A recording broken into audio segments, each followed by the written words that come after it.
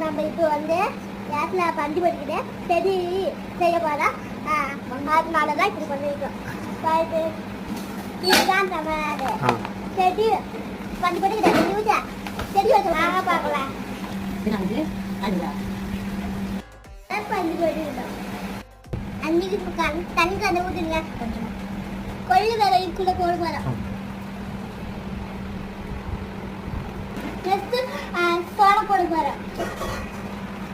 இது வெந்தயம் போட போறோம்.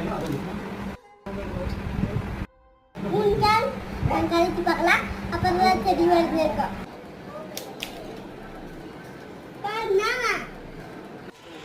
பூச்செடி அடுத்த பாருங்க.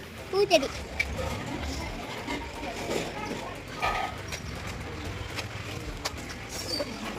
water and plant.